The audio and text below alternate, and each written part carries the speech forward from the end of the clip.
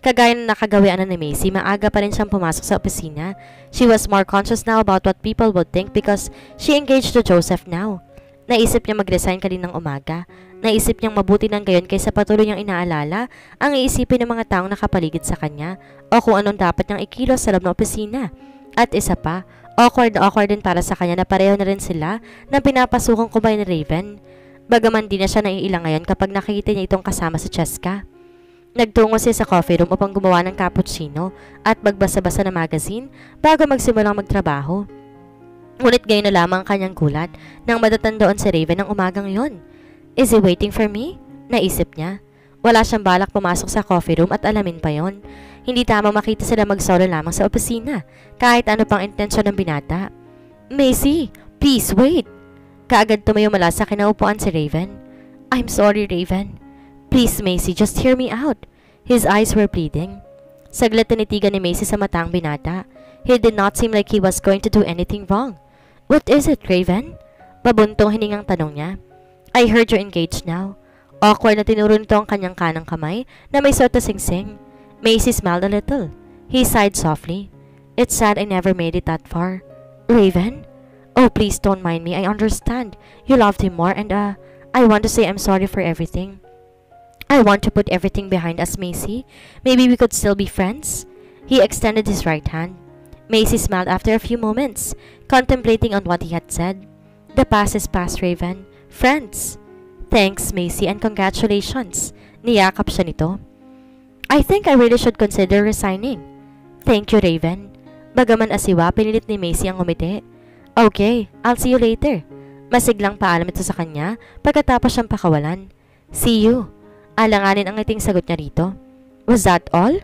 Puro na nagdududang tanong ni Joseph kay Macy matapos na ikwento rito ang pag-uusap nila ni Raven ng umagang yon.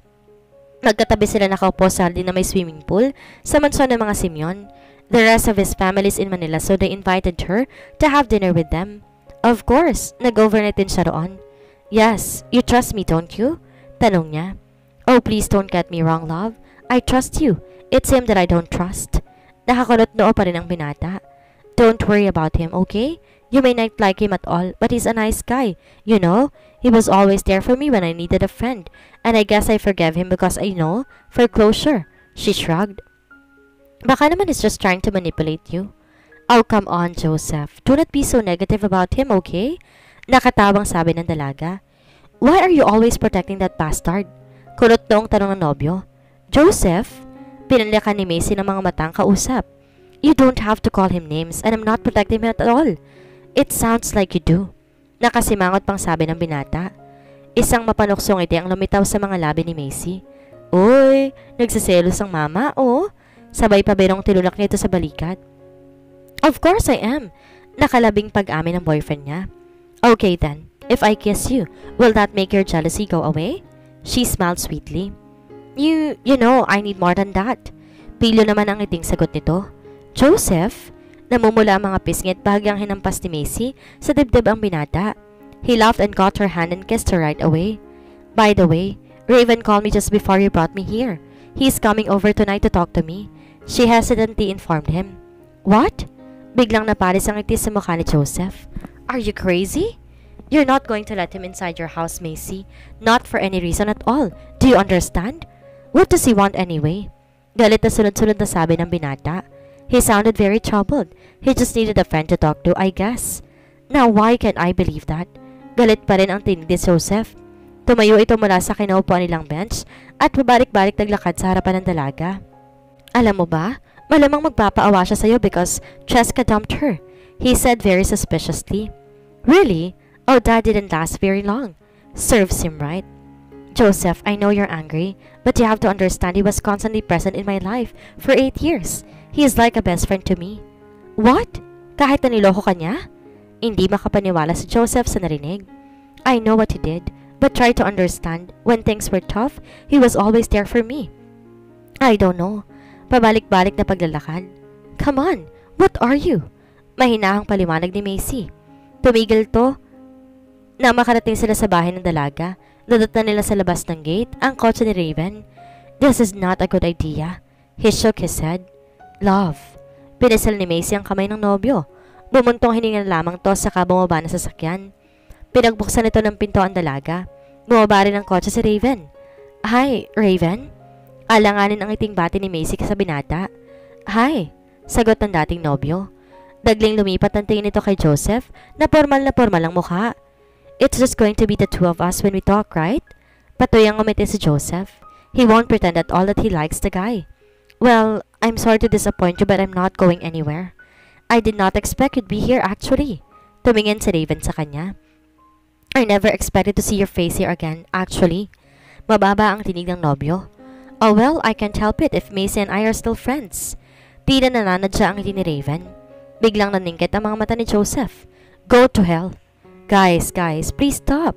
Biglang awat ni Macy sa dalawang lalaki, sabay pumagitna sa mga to. Why don't you just tell us right now whatever you have to say and go to hell? Singhal ni Joseph muli. Halatang pigil-pigil nito ang galit. Are you sure? Do you really want to know, Joseph?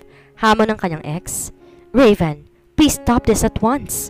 Matigas ang tinig ng utos ni Macy sa binata. Kung hindi nito titigilan ang pagpaprovoke kay Joseph, baka masuntok niya ito, ngunit hindi naman sa pinakinggan ng binata. I came here to take Macy back. Matapang nitong sabi. What? Sabay na bulalat sa magnobyo. You liar! Sigaw ni Joseph na kuyom-kuyom ang mga kamao. You manipulative son of a bitch.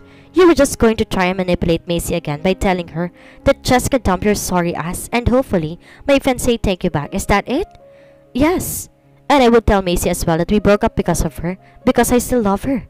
Isang malakas na suntok sa panga ang pinatapon ni Joseph sa panga ng lalaki. Ang lakas ng loob mo. Diyos mio. Biglang sinaklot ng takot ang dibdib ni Macy. Hinila niya kaagad sa braso ang galit na nobyo. Napabaling sa kanila mukha ni Raven.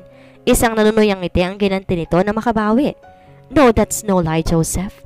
Hindi rin ako magsisinungaling na pinakausapan ko si Macy na makipaglapit sa'yo dahil patay na patay ka sa kanya at magagamit ka namin para umangat ng mabilis ang posisyon ko sa kumpanya. But then little Missy here forget about the plan when she fell in love with you, or so she said. Isa pang malakas na suntok ang muling tumama sa lalaki.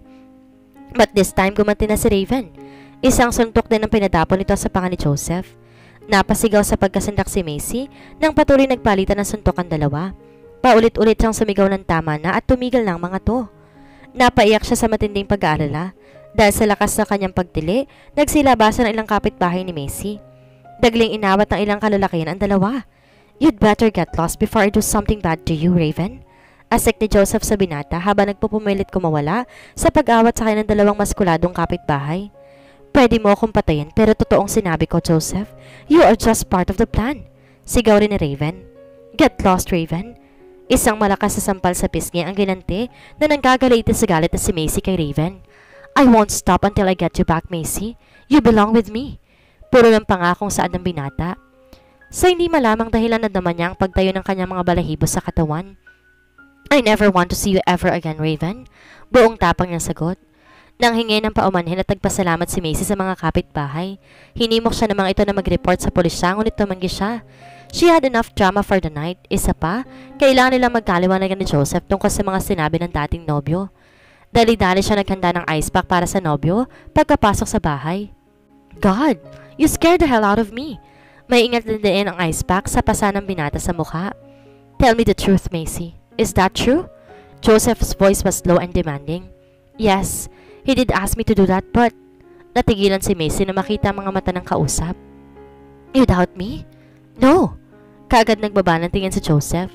Bigla nang ilid ang luha ni Macy. Tinigil ang pag-asikasa sa mga tinamang pasa ng nobyo. So I guess it doesn't matter now. Sabihin ko man na tumanggi akong gawin yung hiling niya. At iniisip niyang selfish ako at isa yun sa mga rason. Kaya niya ako hiniwalayan at tama ka. I was crazy to believe for one moment that he actually meant well after everything he's done to me. Pero hindi ko naisip na pagdududahan mo ko. Hindi napigilan ni Macy mapahikbi. Macy, I'm so sorry. Let's talk this out, please.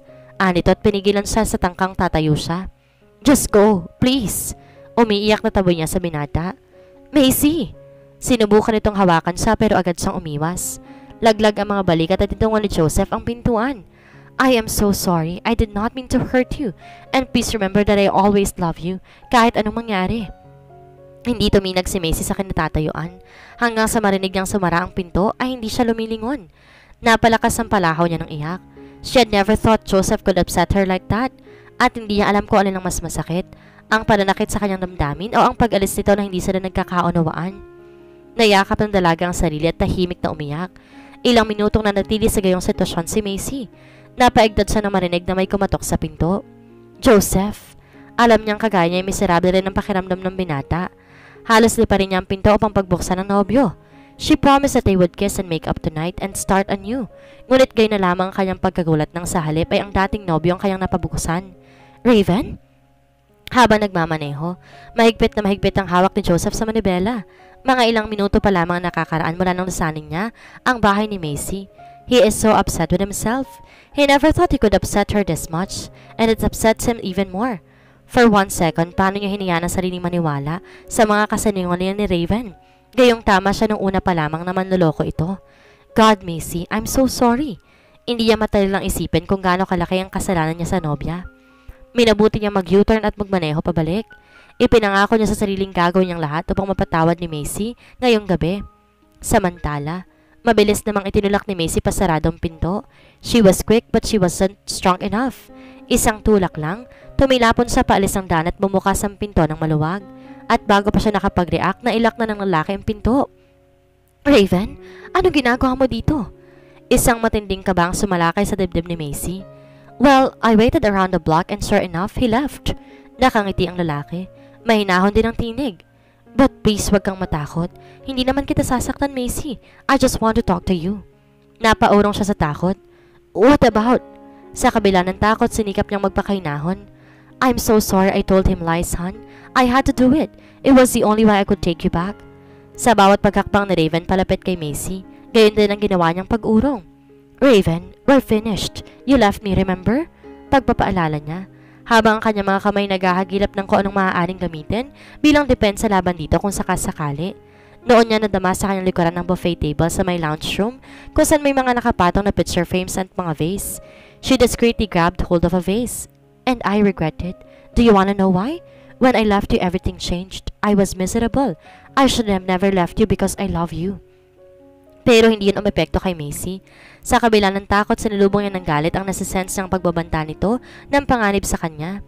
Just how gullible do you think I am, Raven? Nadja was right. You're nothing but a two-timing selfish, manipulating, social climbing son of a bitch. Humalakak lang ang binata na tila ba nakakaloko. That's true, hon. But the part that I love you, that was real. But you never loved me, did you? Lahat ng sakripisyong ginawa ko at ang paghihintay ay wala lang sa'yo, hindi ba? He was very bitter. But I guess I already know that you won't have me back. But I had to come back. You see? His face shifted. Kitang-kita ni Macy ang matinding galit at panganib sa mga mata nito. You see my face? Your stupid boyfriend did this to me. Sigaw nito habang turo-turo ang mukha na puno ng pasa. Kamuntik nang napalundag sa takot si Macy. So I came back for a little playback. And I'll have him know that if I can't have you, no one else can, hon. Mabilis nang lumapit sa kanya. Noon malakas na inihampas si Macy ang hawak-hawak na vase. At palibhasa ay maliit siyang babae, hindi niya matapatan ang lakas ni Raven. Tinamaan lang niya ito sa balikat. Nabasag ang vase ng malaglagyan sa sahig. At sa ginawa niyang pagtangkay, lalo lamang sumidhi ang galit ng lalaki. You little bitch! Isang malakas na sampal sa mukha ang iginanti nito sa kanya. Napabalanda na ng malakas si Macy sa buffet table. Nagimbal si Macy nang maramdaman ang pagdurugo ng kanyang labi. How could you do this? Napaiyak at helpless niyang tanong sa lalaki. It's easy enough when you get tired of waiting. When I realize there's nothing I can do to make you love me back. And I'm also sick and tired of waiting for good things to come around. And so I could finally be on the top of the world where I belong. Raven, please. Don't you care about me anymore? We're friends, remember? Napatili ang dalaga. Nabigla na lang siya nitong nilapitan at inilang kanyang blusa mula sa dibdib. It exposed her chest and she saw Raven eyes get wild. She was crying helplessly. She knew she couldn't win over him at mas gugustuhin pa niyang mamatay kaysa maangkin ni Raven. She found herself pinned against the wall. Binalak niyang sumigaw na saklolo, ngunit mara siyang hinalikan ng lalaki sa labi. Pilit niyang pinatigas ang panga bilang protesta, ngunit mariin itong pinisil ang kanyang mukha para mapilitan siyang buksan ang bibig. But she was not going down without a struggle. She grunted and bit his lips as hard as she could. Napahiyaw ito sa sakit at binitawan siya kaagad. Saglit at tigilan si Raven dahil sa pagdugo ng mga labi nito. Wala siyang inaksayang panahon. Tinangka niyang tumakbo palabas, ngunit mabilis siya nitong naabot. Hinina nito ang buhok niya. You're not going anywhere. Napahiyaw sa sakit si Macy. I'd rather die than let you take me, Raven. Puno ng galit na sigaw niya. Oh, don't be like that, hon. He had that evil smile again. Where's the fun in that? I want you to feel how much I've always wanted you. But if it makes you feel any better, I was not going to do this with you. But I really got mad. Noon humiyaw ng saklolo ng buong lakas si Macy. Mabilis tinakpan ang kanyang bibig at isang suntok ang kanyang tinanggap mula kay Raven. Tumama yon sa kanyang puson. Pakiramdam ng dalaga ipapanawan siya ng ulirat. But no, she's not giving up that easy. Noon na may malapit na sa bahay ni Macy si Joseph. Damn! Biglang sinalakay na matinding kaba sa dibdib ang binata na makitang kotse ni Raven sa labas ng bahay ng nobya. He should have never left her. Mariing diniinan niyang accelerator at sumagisit ang mga gulong na magpreno siya sa tapat ng bahay. Nakita niyang lumabas muli ang ilang kapitbahay ni Macy. Sinalubong siya ng isang matandang babae. Naku iho, lumabas kami muli dahil ang akala ko'y narinig kong sumigaw si Macy. Eto nga't pupuntahan sana namin. Napasinghap ang matandang babae nang marinig nila ang muling malakas na pagsigaw ni Macy ng saklolo. Halos lumipad si Joseph sa bilis ng pagtakbong ginawa niya. Dalawang malalakas na sipa ang binigay niya para purusahang buksan ang pinto. Tumambad sa kanyang walang malin si Macy sa sala. Halos hubad ang dalaga dahil punit-punit na ang blusang suot nito. Mabilis iginala ang kanyang mga mata. Nasaan si Raven? Noon niya naramdaman sa kanyang likuran si Raven na tahimik at talatang nag-aabang sa kanya. May hawak itong vase at tinampas yun ng mabilis sa kanya. Nakailag siya ng kaunti, ngunit tinamaan pa rin siya nito sa balikat. Ngunit hindi yun sapat upang maitumba siya nito. Not after what he's done to his beloved Macy. He threw a powerful punch right on Raven's face. Gumanti ito at muntik nang mapasadsad sa sala si Joseph, ngunit kaagad siyang bumawi. Walang pag-aalinlangan siyang dinampot ang di kalakihang coffee table sa sala at buong lakas yung inihampas kay Raven. The table snapped into 2 pieces at wala siyang pakialam ng sandaling iyon kung ano man ang kahinatan nito. Kaagad ng hinang lalaki matapos mahampas ng namesita sa bandang likuran at gilid ng ulo. Noon din pumasok ang ilang kalalakihan upang tumulong. Mabilis inakay ng mga ito si Raven patayo. Narinig ni Joseph na nagsalita ang isa at nagsabing, "Wag na wag niyong hahayang makatakas ang gagong yan," at nang maaresta ng mga pulis na tinawagan ni Aling Lolit. Agad lumapit si Joseph na wala pa ring malay na dalaga. The very first thing he did was to check her pulse. Nakahinga siya ng maluwag nang maramdaman yon. Mabilis sinubad ang kanyang t-shirt upang takpan ang kahubdan ni Macy. Napaiyak ang binata ng yakapin ng nobya. She had bruises on her face and her lips were bleeding. Maingat niyang binuhat ang dalaga at nilapag sa mahabang sofa. When he lifted his right arm away from her lower body, he was shocked to see fresh blood on his arm. Oh my God! Puro ng takot at sambit niya. His hands were shaking when he took his phone from his pocket. They needed an ambulance. Fast! Lumapit sa kanyang isang kapitbahay ni Macy. Huwag kang mag-alala, nakatawag na rin kami ng ambulansya. Nakahinga siya ng maluwag at nagpasalamat sa lalaki. Nang magmulat ng mga mata si Macy, puro puti ang nasa kanyang paligid. For a moment, she thought she was dead. Hanggang sa marinig niya ang tinig ni Joseph. Nang bumaling siya sa kanyang kanan, natagpuan niyang binatang bakas na bakas ng relief na makita siyang may malay na. Joseph! God! She was so happy to see him. Kaagad nangilid ang kanyang luha. I thought I'd never see you again. Everything's alright now, love. Mabilis nang umupo sa kanyang tabi at niyakap siya ng buong pagsuyo. Si Raven, he is gone, love. He is in jail and that was what he is staying. Is not going anywhere near you ever again. I promise. His voice was very comforting. Masuyong hinagod-hagod ng binata ang kanyang buhok. Marang kumala si Macy mula sa pagkakayakap ni Joseph. She had tears in her eyes. I am so sorry, Joseph. I should have listened to you. And I should have never asked you to leave. I felt so bad. She was touching his face so tenderly. I am sorry too, Macy. I should have never doubted you even for 1 second. Hindi kita dapat iniwan. Marang hinapos ng binata ang kanyang pisngi. Yumuko si Macy at sandaling napatahimik bago siya tininig ang kanyang kaba. Did Raven rape me? Hindi, he answered. Well, he tried, but what can I say? You put up a hell of a struggle. Ngumiti ang binata at marang inangat ang baba niya upang magtama ang kanilang mga mata. I'd rather die than let him take me, Joseph. Muling lumitaw sa mga labi ng binata ang paboritong crook smile ni Macy. I won't let that happen to you, my love. I came back just in time to save you. You're a knight in shining armor, and very good-looking too, if I may add. Napatawa si Macy. But seriously, natakot at tag-alala ko, he admitted. Ako din. Macy, there's something else you need to know. Nagbago ekspresyon sa mukha ng binata. His eyes were sparkling all of a sudden. His hands were shaking and he was excited. I know that normally it's the other way around, you know? Usually women would know first than the men. And I'm not too sure whether I should tell you right now. And I'm not too sure either if you'd be happy like me, but... Joseph, just tell me, okay? Natatawang awat ni Macy sa kasintahan. Well, his eyes were sparkling so it couldn't be anything bad. I'm pregnant. Biglang sagot nito. What? Oh damn, I mean, you're pregnant? Damn it! Macy's eyes were suddenly wide in excitement. Her lips parted to say something but she was speechless. We're gonna be mom and dad, he yelled out. She was too happy to say anything. That is wonderful. I love you. I love you too. Hinalikan nilang isa't isa. But hey, is it such a bad idea to ask you to marry me sooner? I don't think I could say a last day without you, you know? Plus, you have to consider the fact that you're pregnant now. Marami pa tong sinabing rason kung bakit dapat magpakasal na sila kaagad. Napangiti si Macy.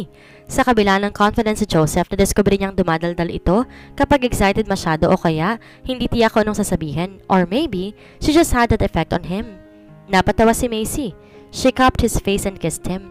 Okay, I'll marry you if you stop blabbering. Oh good then, he smiled.